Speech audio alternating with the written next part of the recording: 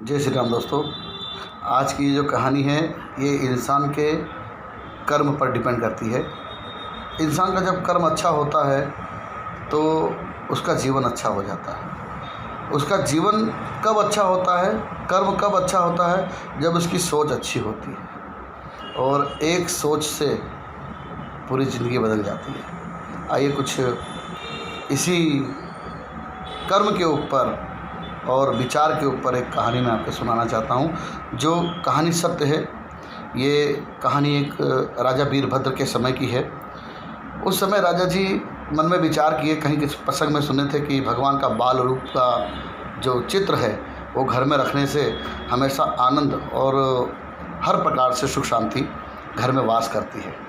और कहीं भी आपने सुना भी होगा कि जब किसी घर में अच्छी खबर सुनने को मिलती कि इनके घर में कोई स्त्री माँ बहन गर्भवती हैं, तो सबसे पहले उनकी इच्छा होती कि घर के अंदर राम या कृष्ण की माखन चुराते हुए या माखन खाते हुए कोई तस्वीर हो। क्यों? क्योंकि हर व्यक्ति चाहता है कि मैं कैसा भी हूँ पर मेरी औलाद, मेरी संतान एक अच्छे मार्गदर्शन वाली और अच्छे पथ पर चलने वाली होनी चाहिए। आइए कुछ ऐसी ही कहानी मैं आपको आज सुना रहा हूँ कि राजा वीरभद्र ने कहा कि देखो, ऐसा है कि मैं चाहता हूँ कि मेरे राज दरबार के अंदर एक ऐसी चित्र बनाया जाए जिसको देख करके मुझे हमेशा सुकून मिलता रहे। और वो चित्र ऐसा होना चाहिए कि इंसान के जीवन में कुछ संदेश देता हुआ हो। सब दरबारियों को बुलाया गया और बताया गया कि भाई कोई अच्छा कलाकार लेकर के आओ। राजा का बात थी तो लोग हर जगह से आए, गांव से, शहर से, दूर से। भाई हमारे ये चित्रकार जो हैं वो इतने पुराने हैं, ये चित्रकार इतने अनुभवी हैं। सब ने अपना अपना परिचय दे दिया। दूर एक व्यक्ति खड़ा था जो कुछ विचार कर रहा था और राजा के सामने पूछा कि राजा जी, अगर आपका आदेश हो तो मैं कुछ एक ऐसी तस्वीर बनाना चाहता हूँ जो इंसान के लिए एक शिक्षा पद हो। राजा ने कहा बस मैं भी यही चाहता हूँ।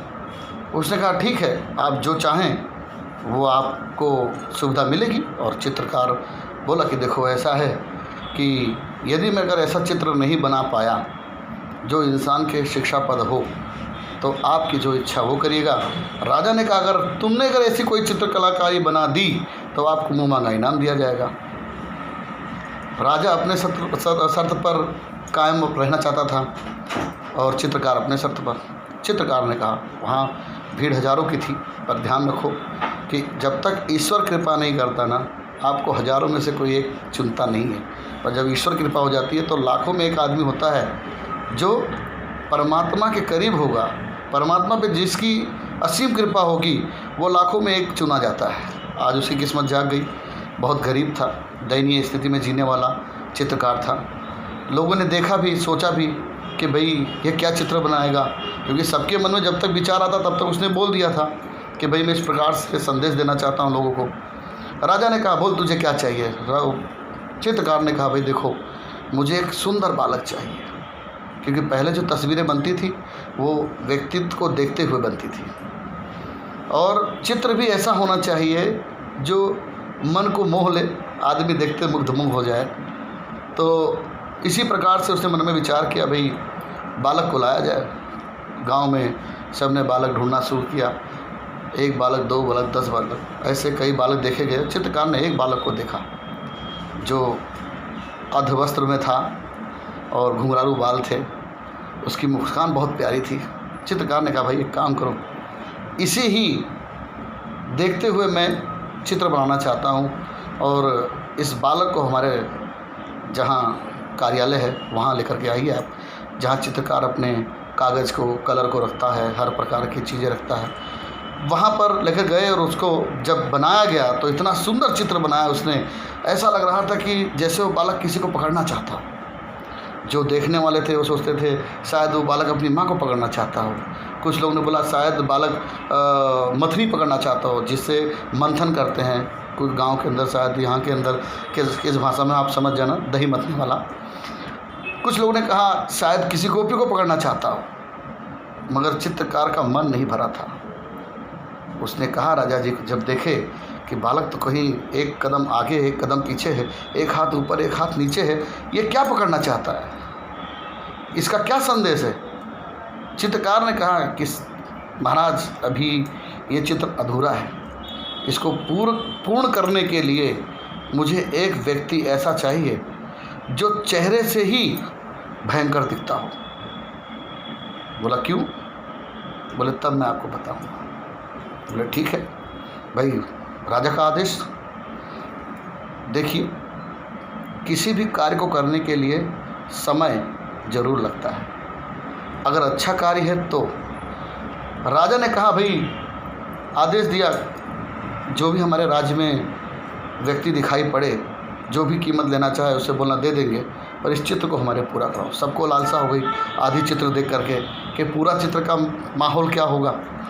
समय बीता, महीना, 2 महीना, साल, 2 साल, 5 साल, 10 साल, कोई चित्रकार को नहीं मिला। चित्रकार दुखी, सबके मन में एक ही आस थी, यार ये चित्र कब पूरा होगा, चित्र कब पूरा होगा।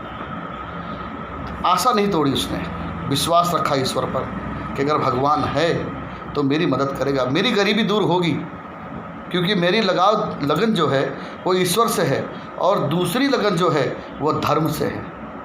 जहाँ धर्म है, ईश्वर है, वहाँ देर भले हो जाए अंधेर नहीं होता। उसने विश्वास रख कर के अपनी खोज जारी रखी। लोगों ने कहा इस तस्वीर को पूर्ण मान लो, इसी को कुछ पकड़ा दो, कहीं खंभा पकड़ा दो, कुछ पकड़ा दो, पूर्ण तो करो। मगर उसके अटूट विश्वास ने कहा नहीं, मुझे समय चाहिए, समय दो, इस तस्वीर को मैं पूरा करूँगा। 25 साल बाद उस चित्रकार ने कहा कि हे राजा, मुझे कोई ऐसा व्यक्ति नहीं मिल रहा है, कृपा करके आप अपने एक बार मुझे कारागाह में जाने दो, जहाँ कैदी लोग बंद रहते हैं, जो जुल्म किए होते हैं, शायद उसमें से कोई व्यक्ति मुझे मिल जाए जिसकी मैं चित्र बनाना चाहता हूँ। राजा ने कहा तुम्हें आदेश है, जाओ। राजा के आदेश के अनुसार सिपाही जब उसको कारागाह में लेके जाते हैं तो सारे कैदियों को देखा, मगर एक कैदी जो अंधेरे में बैठा हुआ था सर झुकाए, कुछ मन में सोच रहा होगा, या जब इंसान का सोच ख़त्म हो जाती है तब वो मायूस होकर के अपने जीवन का अंत समझ करके सबसे उदास और दुखी बैठा रहता है। जब उसको देखा, बोला अरे यही तो मेरी खोज थी, इसे तो मैं चाहता था। तुरंत खुश हुआ चित्रकार और बोला तत्काल राजा से कहिए कि ये हमारे सामने पेश किया जाए। तो ये चित्रकार बहुत खुश हुआ कि अगर मेरी मांग पूरी हो जाएगी तो मेरा चित्र पूरा हो जाएगा। राजा के पास गया और राजा ने कहा ठीक है, एक काम करो, चित्रकार की अगर इच्छा है तो उसको पहले बता देना कि इसे जो हम दंड दे रहे हैं इसे मृत्यु दंड दिया जा रहा है और 2 दिन के बाद इसे मृत्यु दी जाएगी। उस 2 दिन के अंदर उसे चित्र पूरा करना रहेगा। चित्रकार ने कहा ठीक है, कोई बात नहीं।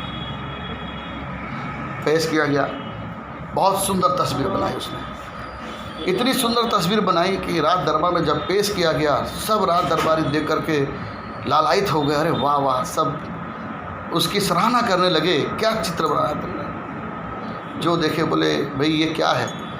राजा के दरबार में जब वो पहुंचा, सारे चित्रकारियों ने अपना सर झुका लिया, बोले वाह, 1 नहीं 2 नहीं, पूरे 25 साल लगे इस चित्र को बनाने के लिए। और जब भी वो सामने लेकर के आया, सारे राजाओं को देख करके, 3-4 गांव के राजा, जब भाई कोई अच्छी चीज़ होती है तो आमंत्रण दिया जाता है, और साथ साथ में जितने सिपाही थे, जितने सैनिक थे, जितने गांव के लोग थे, वो देख करके दंग हो गए। बोले संदेश क्या देगा। उसने कहा महाराज, पाप कितना भी बड़ा क्यों ना हो, कितना भयंकर भी क्यों ना हो, कितना बलशाली क्यों ना हो, धर्म की छोटी सी चिंगारी भी उसे समाप्त कर सकती है। ये कृष्ण जो बाल अवस्था में देख रहे हो, ये इतने बड़े पहाड़ व्यक्ति को जो उठाया है वो कंस है, जिसने अपने जीवन में अपने माँ बाप की भी इज्जत नहीं की, अपने सैनिकों को भी, राज्य पालक होकर के भी प्रजाओं को भी कभी सुख ढंग से नहीं दिया। ये वो दानव, वो राक्षस है। और व्यक्ति को चीज़ ध्यान रखना चाहिए कि पाप कितना भी बलवान क्यों ना हो, धनवान क्यों ना हो, गुणवान क्यों ना हो, ध्यान रख लेना धर्म से नीचे ही रहता है वो, भले उसकी छोटी सी चिंगारी ही क्यों ना हो। आग लगाने के लिए वो चिंगारी ही काफ़ी रहती है। धर्म एक ज्योति प्रतीक है। ये देख करके लोगों ने सराहना किया, बोले बात तो बहुत सही है, आदमी को अगर अपने धर्म पर है, सत्य पे है, तो उससे कभी झुकना नहीं है।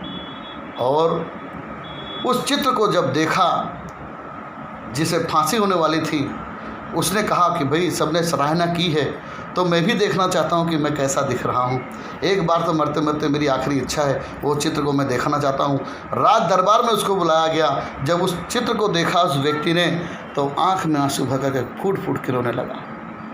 लोगों ने पूछा, भाई तुम क्यों रो रहे हो? उसने बताया कि देखो ऐसा है, मैं ये देख के रो रहा हूँ कि जिस तस्वीर के अंदर एक बालक सुंदर सा मुस्कुराता हुआ कोमल कोमल शरीर वाला इतना दिव्य दिख रहा है कि लोग उसे भगवान समझ रहे हैं, दूसरी तरफ जो राक्षस का विराट रूप दिख रहा है वो भी इस प्रकार से दिख रहा है जिसे कोई देखना भी नहीं पसंद कर रहा हो। और ये दोनों जो तस्वीर है, ये दोनों तस्वीर मेरी ही है। राज दरबार के अंदर एक प्रकार का कोलाहल मच गया। बोले ये कैसे हो सकता है? उसने कहा, महाराज ये तस्वीर देख करके मुझे याद आया, कुछ साल पहले जब मैं छोटा था तो इसी दरबार में बुलाया गया था, और मेरी ये छोटे बचपन की तस्वीर है। लोग देख करके कितना खुश हो रहे हैं, और आज मेरे कर्मों के द्वारा मैं इतना ख़राब कर्म कर चुका कि मुझे राक्षस बना करके इस फोटो में, तस्वीर में मुझे कैद कर दिया गया। लोगों ने पूछा, भाई इसने गलती क्या की थी? राजा ने कहा कि इसके नाम पर कई गुनाह नोट किए गए हैं, इसने से कोई कर्म नहीं छोड़ा, चाहे चोरी का हो, डकैती का हो, लूट का हो या अपहरण का हो, हर प्रकार से इसने कुकर्म किए हैं, इसलिए इसे सजाए मौत दी जा रही है। 2 दिन बाद की हमने बात की थी, आज उसका आखिरी दिन है। ये चीज़ देखते हुए सब ने मन में अलग अलग विचार आने लगे, पर संदेश देख करके राजा खुश हुआ और बोला, देख 25 साल में तूने जो कारकिर्दी करके दिखाया है वो देख करके मैं बहुत खुश हुआ। तुझे जो भी इच्छा है तू मांग सकता है, पर तेरे मांगने के बाद भी मैं तुझे कुछ देना चाहता हूँ। राजा ने कहा। ये सुन करके चित्रकार दुखी हुआ और बोला, महाराज मैं मेरे जीवन का सारा परिश्रम, त्याग, समर्पण सब भगवान को करके रखा था, अब मुझे किसी चीज़ की आवश्यकता नहीं है। राजा बोला, वाह, मान गए। जब किसी को भगवान की प्राप्ति हो जाती है, धर्म के मार्ग पे चलता है, वो इंसान पैसों का लालची नहीं होता, वो इंसान स्वाभिमान के लिए नहीं मरता, वो इंसान अपनी इज्जत के लिए नहीं मरता, वो तो सिर्फ हरि कार्य के लिए और अपने कर्म को और सुंदर बनाने के लिए जीता है। दोस्तों, ये जो मैं कहानी सुनाया हूँ इसलिए सुनाया हूँ कि हर इंसान राक्षस है, हर इंसान देव समान है, बस उसे ये सोचना है कि मुझे कर्म कैसे करने हैं। यदि आपके कर्म अच्छे हुए तो आप भगवान की तरह माने जाएंगे, यदि आपके कर्म ही खराब हैं तो आपको कभी भी सुख की आशा नहीं करनी चाहिए। इसीलिए शास्त्रों ने कहा है, कर्म प्रधान विश्व करी राखा, जो जैसे करें सो तस फल चाखा। इसलिए ध्यान रखें कि अपना कर्म अच्छा रखें, बाकी ईश्वर पे छोड़ें। जय श्री राम।